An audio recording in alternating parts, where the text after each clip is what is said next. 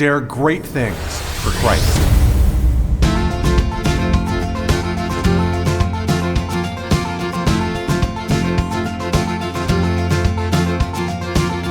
Christ calls us to dare great things. In the marketplace, as well as in the mission field, there has never been a time like the present for the spirit of the Catholic entrepreneur. Now is the time for men and women of great courage and great vision to engage our church and our culture. Now is the time to dare great things. And here is your host as we dare great things, Father Nathan Cromley, the president and founder of the St. John Institute.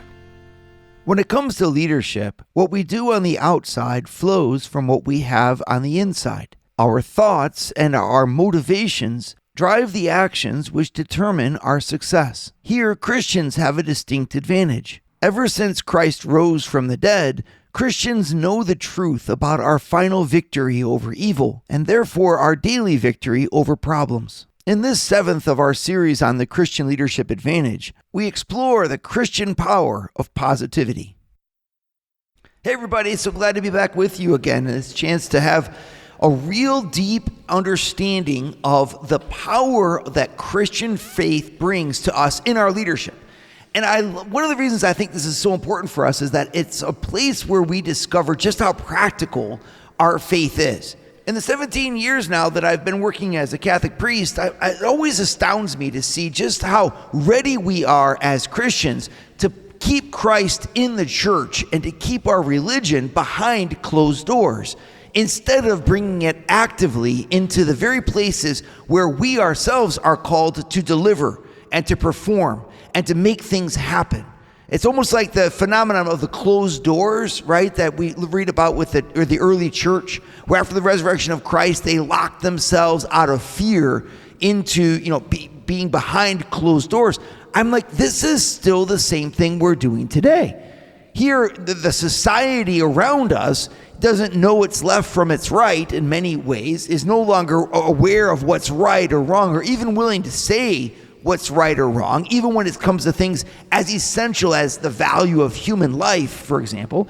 And yet we Christians are afraid to bring the voice of Christ there. We're happy to sing our hymns in our church, to say our meal, grace before meals, but when it comes to living out our faith as if it was convincing for the world around us, many of us just kind of stumble. And that really amazes me, because if you look at the number of Christians in America, it's like half of America is a baptized Christian. All right, well then, why aren't we leading the country towards what's right, good, and just? And to be even more practical about it, why aren't we leading our companies towards what's right, good, and just? Why aren't we in our meetings, in our workplaces, talking about how we can put the value of the human person and the value of the employees and even the value of our customers even above the value of the bottom line? I mean, in the end, the bottom line is going to increase when you follow, the way of the Lord, because it's obviously good business, but it's difficult to convince people who are purely materialistic of that and invite a different spirit into the workplace. But most of the time, I don't think it's necessarily because of fear. I think it's because deep down inside, we're not quite confident that there is an advantage, a real practical advantage to approaching our leadership from the point of view of our faith. And that's what I want to discover with you and explore with you. I want to list off the very ways that if you got rid of Christianity, if you think of it from the negative perspective, if you got rid of Christianity, what impact would that make upon the workplace? And I just want you to think about it for a second, right? If you didn't have a value system that was saying that you should arrive to work on time, that you should give the very best of yourselves, even if you're sick, all of the shoulds that drive what makes a company great, what's going to guarantee those shoulds? Arriving on time, being honest. You should be collaborative. You should look to build up the people around you. You should look to make sure that the person who's underneath you is able to take your place one day. What's guaranteeing those shoulds? And remember, when it comes to business, you all know that those shoulds are what make or break your company. You should, for example, be loyal to a good company that takes good care of you. But, we just kind of shake our heads like, those days are over, Father Nathan. I'm like, oh, wow. Well, if those days are over, it's going to be a lot harder for our companies to succeed. And what else is going to happen if those days are over? I mean, are the days over where you respect your management, where you don't gossip, where you don't tell lies? Are the days over where you don't steal from your company? I mean, right? Like, if those days are over, our goose is cooked. Let's just be honest with you. How is it that we can guarantee the culture that guarantees the success of our business?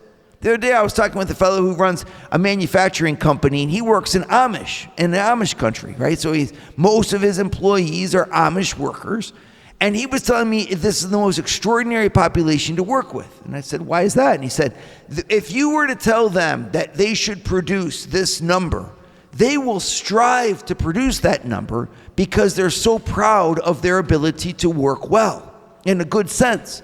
And if you said that this worker is doing better work than you, they will naturally try to match that worker's quality because they take pride in their work. They don't lie. Now, of course, we know that's a generalization, that every individual is the way that they are.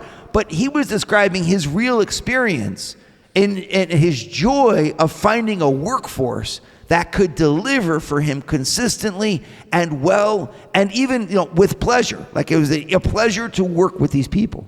And I thought, where does that come from? And I asked him, and he said, well, the value that they have from their faith drives their work. This is just a real concrete example of where is your workforce at with respect to their family life and the value base of them as persons. They're going to take that value into the workforce. So now, if you take a look at Christianity, what's Christianity's value? Christianity gets behind everything that's authentically human in our relationships: honesty, compassion, integrity, character development, virtues, and even more than that.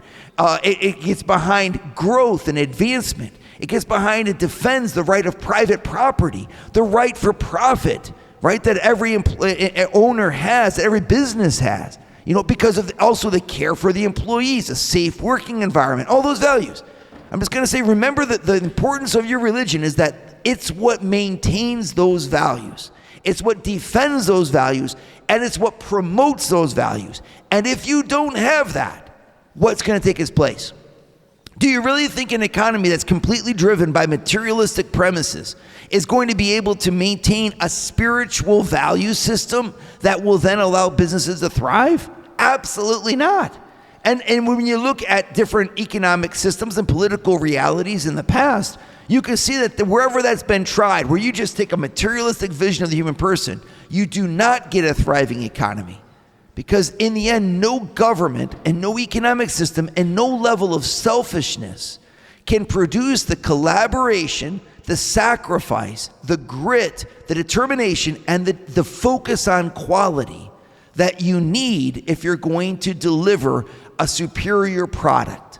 And this is why, when it comes to Christianity, folks, if we don't step forward and bring Christ's truth effectively through our values and through our work into the workplace and into the economy, we will lose the thing that's made America great and made the West great in general. And if we lose that, I think we're going to set ourselves backwards, and I don't think any of us really want that. And so when I'm talking about this Christian leadership advantage, I'm telling you this also has a great advantage because it gives you a place where you can allow your faith to become practical. So many Christians that I know end up saying, I just don't even know why I believe. Why is God important? Because what you're focused on is, you're a lawyer. You gotta prepare your cases. You gotta prepare your documents. Or I'm a doctor. I've got to take care of my patients. And that's where your focus is. And I'm glad it is. What I'd like to show you, though, is that your faith needs to be able to make what you do every day even more effective. And it can. It can produce an advantage for you. And this is what I want to talk. So I want to talk today about the advantage of positivity and the worldview of a Christianity that's constantly focusing us forward. And what an amazing gift that is for what we need to do every day in a world that's difficult and not always hope-filled. We can be that hope-filled leader when we do it in Christ. Would you like to hear more from Father Nathan? Join the St. John Leadership Network and receive a 2-minute glance at the gospel every Sunday morning right to your phone. To learn more, go to www.stjohnleadershipnetwork.org/member and join for free today. So focusing us in on the advantage that Christianity brings to us in our leadership, I want to focus in on one particular aspect that I just am enamored with when it comes to Christianity. If you know me a little bit, you know I have a high level of energy and drive. And sometimes people ask me, where do you get this from? How do you keep going? Where do you keep getting up with all these ideas and moving forward? And it's always the same thing. I believe in the power of the resurrection, and that the power of Jesus Christ risen from the dead is never going to be exhausted. What that means practically is that when we look at the way that we approach reality, you can look at it saying, well, reality is a material expression of growth, decline, and death. Things are born, things grow, things die, and then we move on. And is there any really ultimate goal? Well, no, there's no ultimate goal. There's just the next iteration of what is. And if that's the case, well, then what's life all about? Well, it's summed up in a beautiful expression that's ancient, of course, as Rome, because that's where it comes from. Eat, drink, and be merry, for tomorrow we may die, right? And stuff like, oh my gosh. And yet, really concretely, isn't that the way that a lot of people live? I mean, eat, drink, and be merry. Like, I'm going to use what I can for today, so I'll just misuse my workers. I won't pay a fair wage. I'll price gouge. I'll set. And even if it's illegal, I'll break the law here and there. I won't pay my taxes, or whatever it is, because in the end, I'm living for me, just like you're living for you. And if each one of us lives for themselves and we don't bother each other, well, then life is good. And I'm like, well, that's fine, I guess, if you're a pagan.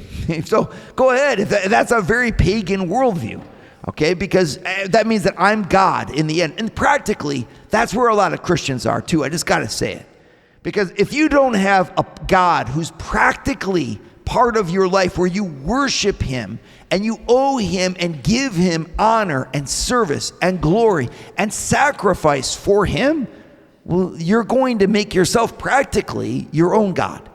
And that's a form of paganism. And what flows from that is an ethics that says, hey, whatever gives you pleasure and the most pleasure, as long as it doesn't interfere with anyone else, is a good thing. And we can find all kinds of problems with that. Because while you might be okay, and the next little pagan next door might be okay, the rights of the poor and the vulnerable will not be defended. And we all know from our faith, God hears the cry of the poor, and he takes defense for the defenseless. And so in the end, of course, like, we're putting ourselves against God because we don't know how to make him real. Well, I'll tell you how to make him real. Allow a different worldview, his worldview, to drive the way that you interact with the world. What's his worldview look like? Not that eat, drink, and be merry, for tomorrow we may die, and in the end, life is just about what you can take from it. It's very different. Our worldview is, I am at the service of a God who is seeking to bring the world to its ultimate perfection and to its final consummation. I am not working in neutrality as a Christian, right? And my Christian faith does not say that what I do is inconsequential. On the contrary, Christianity says we are working to save the world by exerting the influence of Jesus Christ over it, right? And so what's the influence of Jesus Christ? He's the one who heals the sick. He's the one who brings sight to the blind. He's the one who liberates captives. This is an amazing God. And so I'm going to look at a world, in other words, that might be on a tendency to be fallen, right? Or to be materialistic or self-seeking or divisive or all these things. And I'm going to bring harmony and peace and understanding and compassion. I'm going to develop the heart of the world to be a heart that knows God, that goes upward, in other words, instead of downward. Wherever you go downward from a worldview, you end up with division. People that can't even unite or understand each other. People that hate the left versus the right versus the left. Everyone against themselves. In a Christian worldview, you have a whole different approach. We say, since we have the same end goal, the closer we get to the end point, the closer we get to each other. And what is that end goal? Well, that end goal is defined by our union with God in a robust humanity, of human hearts that beat together, of innovation, of better products, of better service, a world where the poor are lifted up, and a world where we share with one another the goods of this earth without denying our right to private property or even to profit, but where we work together because we're working for the same end goal. We have a common purpose, and it's to glorify God in this world. I want to make this point as strongly for everybody, okay? A Christian is a protagonist of history. Okay? It's a big expression, but a protagonist is another word for the hero of the story. And a lot of us have a problem with that because we say, I'm not a hero, let's not get a big head about ourselves, etc. I want to kind of challenge that worldview, because if you don't think that you're a hero, or if you're not ready to step into heroism, well, then you're yielding the stage wherever you are to other forces that perhaps are malevolent, or at least are not altruistic, or at least are not as value-based as you. Wherever you don't shine, you're giving permission for another light to take your place. Is the other light brighter than yours? It might be stronger, but is it brighter? Right? There's all kinds of people that would just love to have your position of authority, but will they wield it for the freedom and the health and the overall advancement of all the people that they're influencing? Or are they going to wield it instead for manipulation, for conquest, for themselves? You see, like if you have a worldview that says, I am, practically speaking, the end goal of my own life, and I'm here just to protect and advance myself, you put that person in a position of leadership, and what are they going to do with all of the goods that are there, with all the people that they're going to use them for themselves, which means they're going to be a kind of tyrant instead of a king. A king, says Thomas Aquinas, rules the people for their good, and he sees his role as that of a servant for the people that he is serving. Whereas a tyrant rules the situation for their good and sees the people as means to his own end. Okay, so what's going to guarantee that kingly service, that kingly attitude? Right? Only someone who says, I'm doing this for the sake of a better end, something that's bigger than me, that we're moving forward, and that has been guaranteed by Christ and his resurrection. And my job is to bring the power of that resurrection directly to bear here. Now, think of the practicality of this. If you're going to hire somebody, wouldn't you want to hire a manager who believes in the resurrection and who believes in the goodness that can be done through what you're accomplishing there, who believes in the quality of your product and the quality of your service? Because he sees it as a reflection of the hopefulness of the world? Of course you would. Because you're like, that person's going to produce. In good times and in bad, they're going to make stuff happen because they're a fighter. Right? You take away that power of the resurrection, you say in the end, nothing really matters. Then hire a manager who believes that nothing really matters. Well, they're going to think that their business doesn't matter either. There's a practical advantage to Christian faith when it comes to leadership, and it's that a Christian leader fights, moves forward, deals with brokenness, confronts what's wrong because they know they can make it better.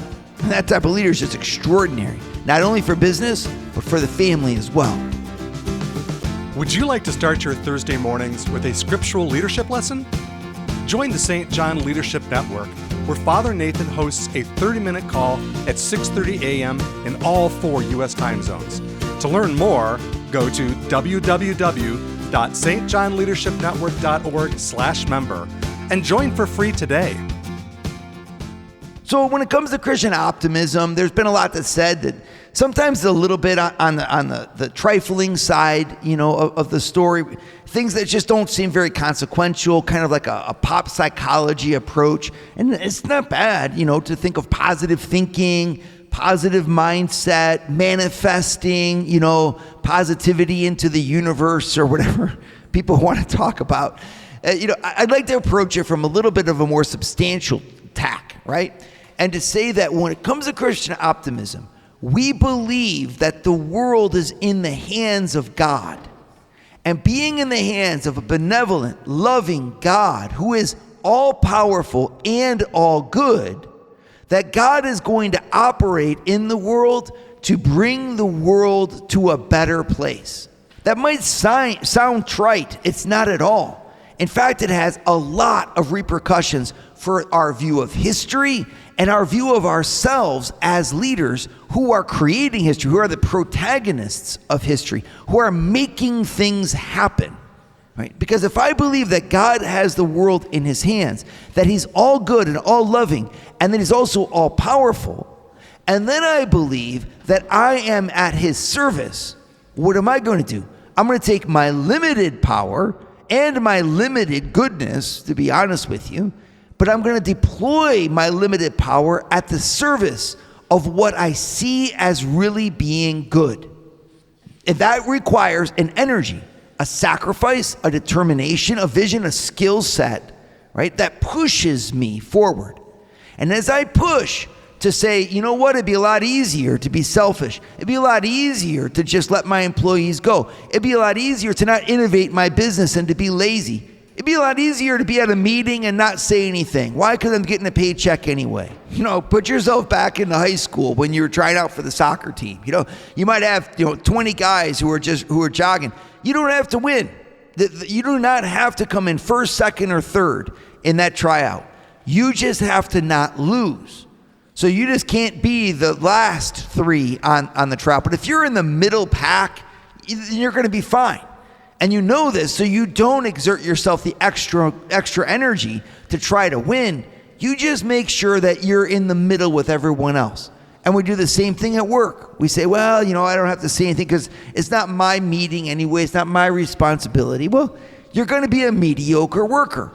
And what happens when you're a mediocre worker? You deliver mediocre work. And if your company stays mediocre long term, of course, it's negative. But we're all looking to cash out early. That's just not a Christian understanding of things. A Christian says, I'm here to do the best work that I can every day because I'm not here just for the company. I'm here for God. And if I'm serving God, then I'm going to give the best that I can. Well, of course, that means that in a meeting, in a situation, everywhere, you're going to rise in your leadership. And bosses know this. If you're not an owner of a company, maybe it's a good example. If you have someone who is, or you have someone on the side who understands, ask them what makes an employee extraordinary. And almost always, it doesn't come to the hard skills. Almost always, it comes to their sense of ownership, their sense of helpfulness, their sense of natural leadership, where they rise above their peers because they actually care. All right, well, Christian worldview that says that Almighty God has the world in his hands and is moving it forward through me is going to produce Christian people who care. And a Christian person who cares will care about their work. And so we see the consequences of that. So how do we go about inculcating this in ourselves? How do we grow in Christian positivity? First point, go back to your faith in the resurrection of Christ from the dead.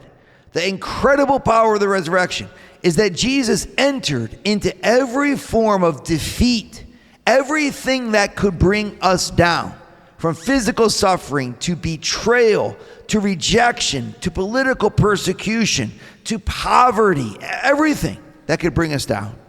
And he literally overcame every one of those obstacles by the inner power of his love for God, even death itself.